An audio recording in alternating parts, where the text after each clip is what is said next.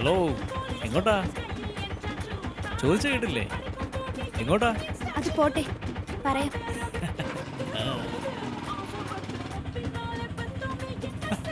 പോകേണ്ട സ്ഥലം പറ കൊച്ചേ.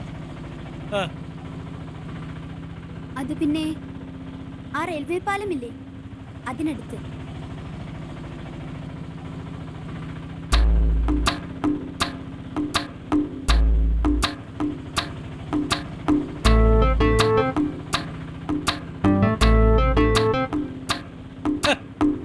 എങ്ങോട്ടാ? മൊബൈൽ ജ്വല്ലറി വല്ല ഫാൻസി ഡ്രസ്സിന് വല്ലതും ആണോ? വിവാഹം വേണ്ടെന്ന് ചൊളിച്ചോടാണോ? പ്ലീസ് ചേട്ടാ, എന്നെ വെറുതെ വിട്ടേര്.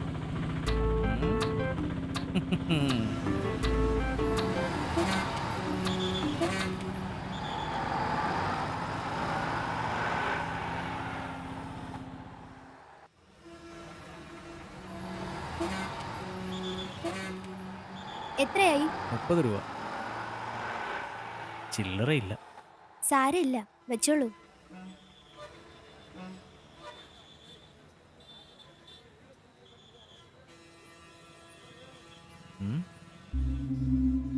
ഏ?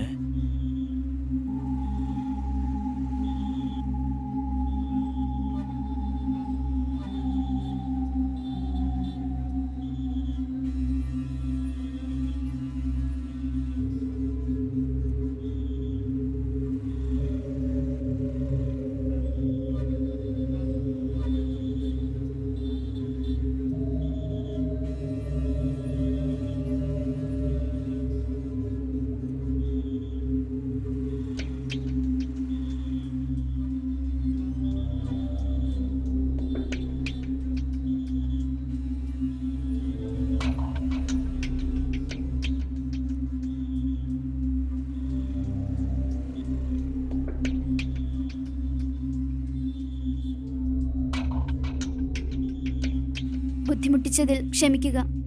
ആഭരണങ്ങൾ എന്റെ വീട്ടിൽ എത്തിച്ചു കൊടുക്കാൻ ദയവുണ്ടാകണം. എന്റെ ഭാവി ജീവിതം മുന്നിൽ കണ്ട് പലരോടും പണം കടം വാങ്ങിയതാണിതെല്ലാം. തിരിച്ചു കൊടുക്കാൻ വകയില്ലാതെ എന്റെ അമ്മയോ ആങ്ങളെയും ആത്മഹത്യ ചെയ്യേണ്ടി വരുന്ന ഒരവസ്ഥയെക്കുറിച്ച് എനിക്ക് ഓർക്കാൻ കൂടി കഴിയില്ല. അവർ ആഗ്രഹിച്ചതുപോലെ സന്തോഷകരമായ ഒരു ജീവിതം എനിക്ക് കിട്ടില്ലെന്ന് ബോധ്യമായി. ഇനിയും എന്റെ വീട്ടുകാർക്കൊരു ഭാരമായി തീരുവാൻ ഞാൻ ആഗ്രഹിക്കുന്നില്ല. എല്ലാം ദൈവം തീരുമാനിക്കട്ടെ.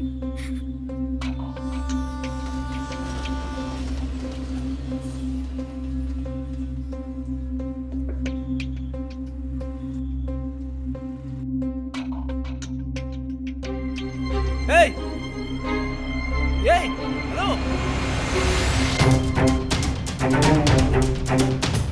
ഏയ്! ഹലോ! നിൽക്കോട്ടെ! ഏയ്! നിൽക്കാൻ! നിൽക്കാനല്ലേ പറഞ്ഞേ? ഹലോ! നിൽക്കാൻ!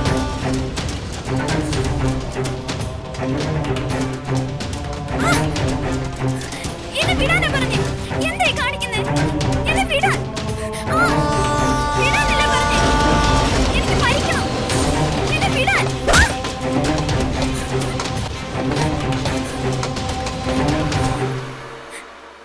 എന്ത് തോന്നിയോടി നീ കാണിച്ചത്? പരിഹരിക്കാൻ പറ്റാത്ത എന്തെങ്കിലും പ്രശ്നങ്ങളുണ്ടോ? എന്തെങ്കിലും സംഭവിച്ചിരുന്നെങ്കിൽ എന്ത് ചെയ്തേനെ? സംഭവിച്ചോട്ടെ. ഞാൻ മരിച്ച തനിക്ക് എന്താ നഷ്ടം? എനിക്കിനി ജീവിക്കണ്ട. ഞാൻ പറയുന്ന ഒന്ന് കേക്ക്. എന്തിനും പരിഹാരം ഉണ്ടാക്കാം. താനിപ്പോ എന്റെ കൂടെ വാ. വിട്. ഞാൻ എങ്ങോട്ടും ഇല്ല. രണ്ടിലൊന്ന് തീരുമാനിച്ചാ ഞാൻ ഇറങ്ങിയത്. ആ തീരുമാനം നടക്കില്ല. നിന്നെ കൊണ്ട് ഞാൻ പോവും. എന്താ ഇത്?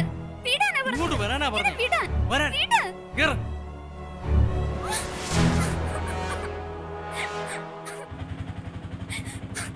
എന്താ എന്താ നിന്റെ പ്രശ്നം?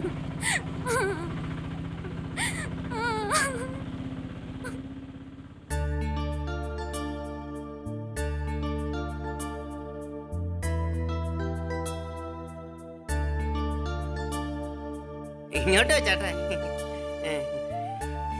എന്തിനാ നാണിക്കുന്നേ? അതെടുത്തങ്ങ് കൊടുക്ക്.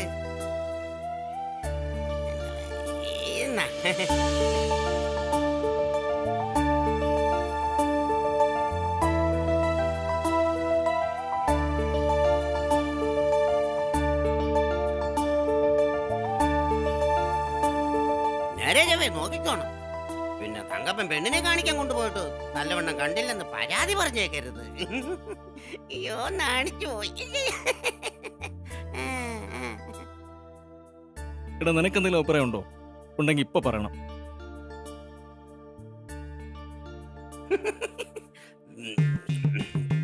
അയ്യോ, ബിസ്ക്കറ്റ്സ്. ഇരിക്കട്ടെ, നീങ്ങി വേടാ. അത് പിന്നെ ചെറുക്കന് പെണ്ണിനെ ഇഷ്ടപ്പെട്ട സ്ഥിതിക്ക് ഇനി ബാക്കി കാര്യത്തിലേക്ക് കിടക്കാം. ചെറുക്കൻ കൂട്ടർ പറയുന്നത് കുറഞ്ഞതൊരു 50 പവനും ഒരേക്കർ വസ്തുവോ അല്ലെങ്കിൽ 15 ലക്ഷം രൂപയോ സ്ത്രീധനമായി കിട്ടണമെന്നാ. അല്ല, കഷ്ടപ്പെട്ട് പഠിച്ച് ഒരു സർക്കാർ ഉദ്യോഗം നേടിയ അതിന്റെ വിലയൊന്ന് വേറെ തന്നെയാ. അല്ലേട്ടാ, അതങ്ങനെ ശരിയാവും? പിന്നെ ചെറുക്കൻ പഠിച്ച് സർക്കാർ ഉദ്യോഗമൊക്കെ നേടിയാൽ അവന് കൂടുതൽ സ്ത്രീധനം കണക്ക് പറഞ്ഞു വാങ്ങാൻ യോഗ്യതയുണ്ട്.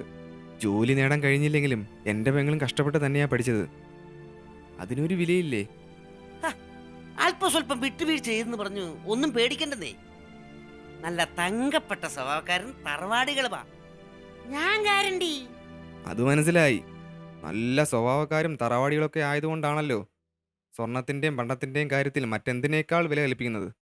പിന്നെ ഗ്യാരണ്ടി 10 രൂപയുടെ ഒരു സാധനം കടയിൽ നിന്ന് വാങ്ങിയാൽ അതിന് നമ്മൾ ഗ്യാരണ്ടി ചോദിക്കും. 10-20 വയസ്സ് വരെ കഷ്ടപ്പെട്ട് പഠിപ്പിച്ച് വളർത്തി 101 കാറും ചോദിക്കുന്ന ജീവിതത്തിന് എന്ത് ഗ്യാരണ്ടിയാണുള്ളത്? അവളെ ജീവിതകാലം മുഴുവൻ പൊന്നുപോലെ നോക്കാമെന്ന് ഏതെങ്കിലും ചെറുക്കനോ ചെറുക്കൻ്റെ വീട്ടുകാർക്കോ ഉറപ്പ് നൽകാൻ കഴിയുമോ? അങ്ങനെയൊക്കെ ചോദിച്ചാ മറുപടി പറയാൻ എനിക്കറിയില്ല. പക്ഷെ ഒന്നറിയാം, ഇന്നത്തെ കാലത്ത് പൊരുത്തം 10 അല്ല 11. 11ാമത്തെ സാമ്പത്തിക പൊരുത്തം ഉത്തമമാണെങ്കിൽ ബാക്കിയുള്ള 10 ചേർന്നില്ലെങ്കിലും കല്യാണം അങ്ങ് നടക്കും. അവര് പറഞ്ഞ ഡിമാൻഡ് ഞാൻ പറഞ്ഞു. ഇനി നിങ്ങളുടെ തീരുമാനം എന്താന്ന് വെച്ചാൽ അത് നടക്കട്ടെ.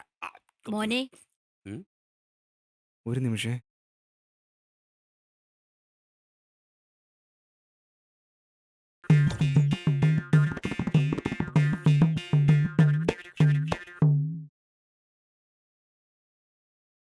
മോനെ, അവൾക്കൊരു നല്ല ജീവിതം കിട്ടുന്ന കാര്യമല്ലേ?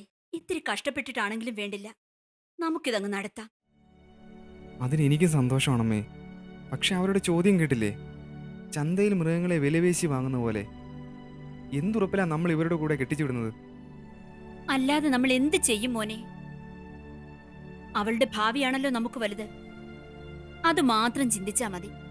വേണ്ടേട്ടാ, എന്നെക്കാൾ വലുതവർക്ക് പണവും സ്വർണ്ണമാണെങ്കിൽ ഈ ബന്ധം എനിക്ക് വേണ്ട. മോളെ, നീ വേദനിക്കാൻ വേണ്ടി പറഞ്ഞതല്ല. അവർ ചോദിക്കുന്നതൊക്കെ കൊടുക്കാൻ ഇവിടുത്തെ അവസ്ഥ നിനക്കറിയാലോ. അല്ലെങ്കിൽ വേണ്ട, നിന്റെ മനസ്സ് വേദനിക്കും. എത്ര കടം വാങ്ങിയിട്ടാണെങ്കിലും ഞാൻ നിന്റെ ഈ വിവാഹം നടത്തും. അതെൻ്റെ കടമയാണ്.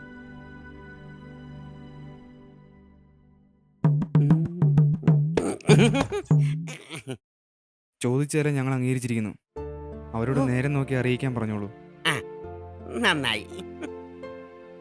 പിന്നെ കൊടുക്കുന്നത് കൂടിപ്പോയെന്നുള്ള വിഷമമൊന്നും വേണ്ട. നല്ല സ്നേഹമുള്ളവര്. നിങ്ങൾക്ക് എന്തിനും ഏതിനും ഒരു സഹായത്തിന് അവരുണ്ടാവും. സ്ത്രീധനത്തിൻ്റെ പേരിൽ വിലപേശി പെൺവീട്ടുകാരെ കടക്കണിയിൽ തള്ളിയിട്ട് ആത്മഹത്യയുടെ വക്കോളം എത്തിക്കുന്നവർക്ക് ഏതുതരം സ്നേഹമാണ് ചേട്ടാ ഉള്ളത്? വല്ലതും പറഞ്ഞോ? ഒന്നും പറഞ്ഞില്ല. എനിക്ക് തോന്നിയതായിരിക്കും. ശരി ശരി. എന്നാ വാ.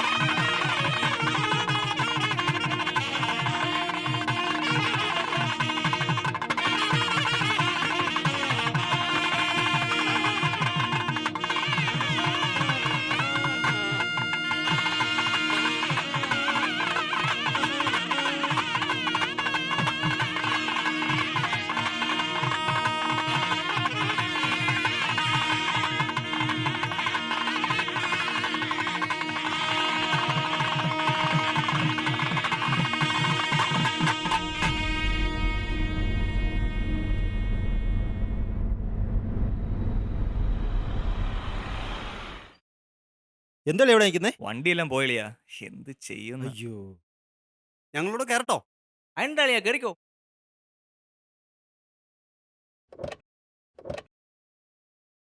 അങ്ങോട്ട് ഇരിളിയാ. എന്തുകൂടെ നമ്മളെ ഇറക്കി വിടുവന്മാര്. എന്ത് ചെയ്യാനാ, കൂട്ടുകാരായി പോയില്ലേ?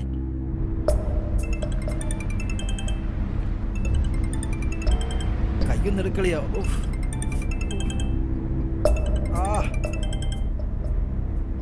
ഞങ്ങളിവിടെ നിന്ന് ഇറങ്ങി. അളിയോ, വരുന്ന വഴിക്ക് ഒരു 10 ഉപ്പി വാങ്ങിക്കൊണ്ട് പോരണേ. ചോക്കെല്ലാം തീർന്നു കേട്ടാ. ആ ശരി അളിയാ. എന്നാ ഇവന്മാർ കുടിക്കാൻ വാങ്ങി വെച്ചിരുന്നെടുത്ത് കുളിച്ചോ?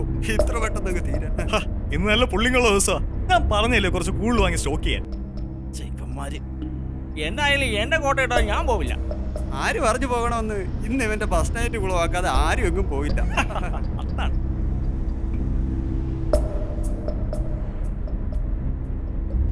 10 അല്ല 100 എണ്ണം വാങ്ങിയിട്ടാണെങ്കിലും ഇവനെ ഇന്ന് വാള് വെപ്പിച്ച് കിടത്തിട്ട് എനിക്ക് സമാധാനമാവും.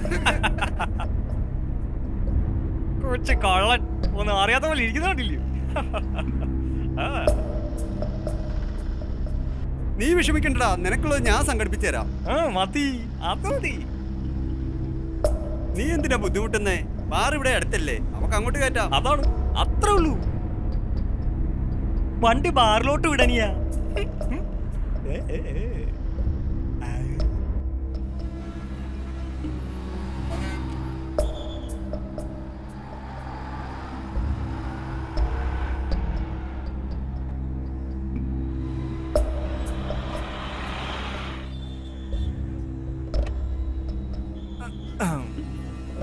വാടേ വാടേ. അയ്യോ,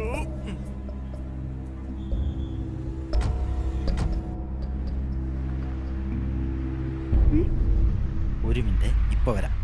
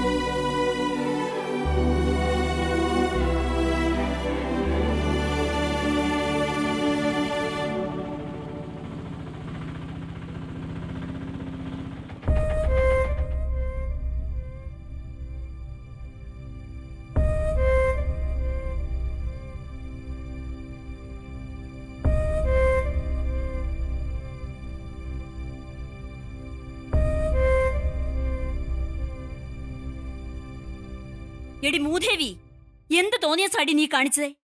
കുരുത്തം കെട്ടോളെ. ഞങ്ങൾ ഇനി എങ്ങനെ നാട്ടുകാരുടെ മുഖത്ത് നോക്കും? അവരോട് എന്ത് സമാധാനം പറയും? ഇതിനാണോടി നിന്നെ കള്ളക്കടം വാങ്ങിച്ച് കെട്ടിച്ചയച്ചത്? മോശിച്ചവളെ, എവിടെയടി ഇട്ടയച്ച സ്വർണ്ണമൊക്കെ? അത് നീ തൊലച്ചോ? ഇതാ നിങ്ങളുടെ സ്വർണം.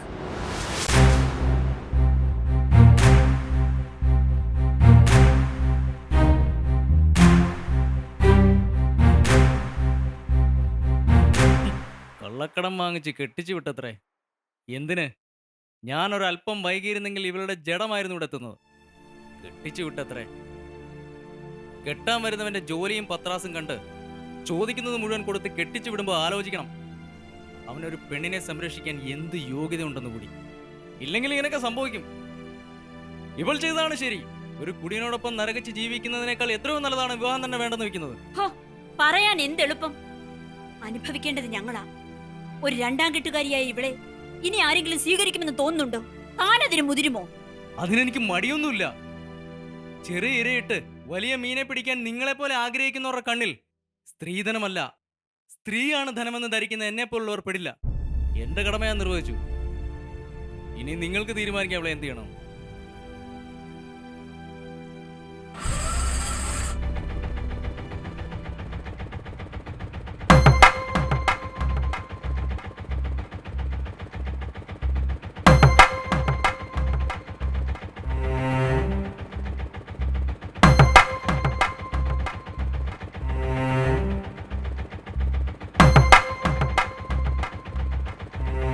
എടി അശ്വതി, നീ എന്തായി കാണിക്കുന്നേ?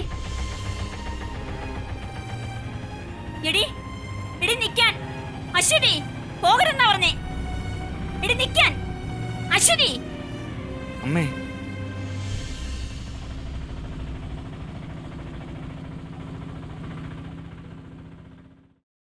അവളെ തടയണ്ട. അവള് പോട്ടെ.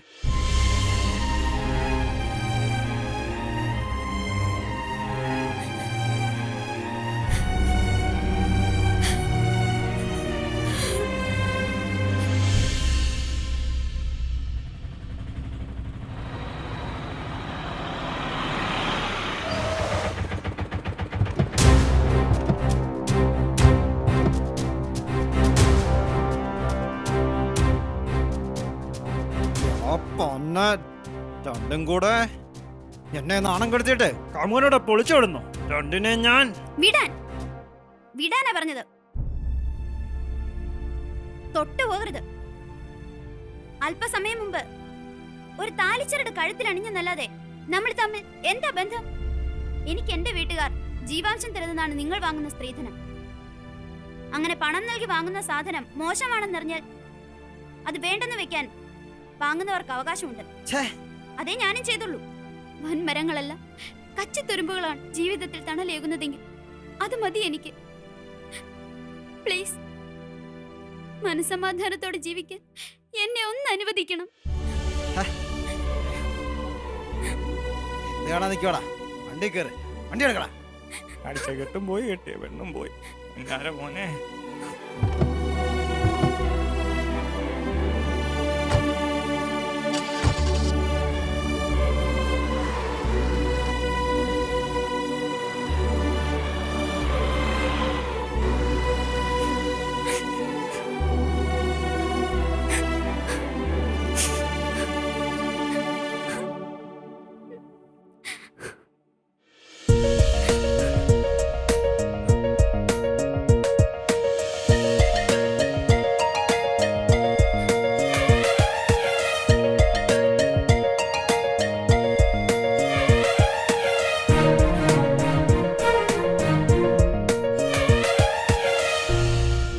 മനുഷ്യജീവിതത്തിലെ അവിസ്മരണീയമായ മുഹൂർത്തമാണ് വിവാഹം. മഹത്വമറിയാതെ വിലപേശി അതിനെ സമീപിക്കുന്നവർ ഒന്നോർക്കുക, ഇങ്ങനെയും സംഭവിക്കാം. ഇതൊരു മുന്നറിയിപ്പാണ്, വരാനിരിക്കുന്ന വസന്തത്തിലേക്കുള്ള ഒരു ചുവടുവയ്പ്.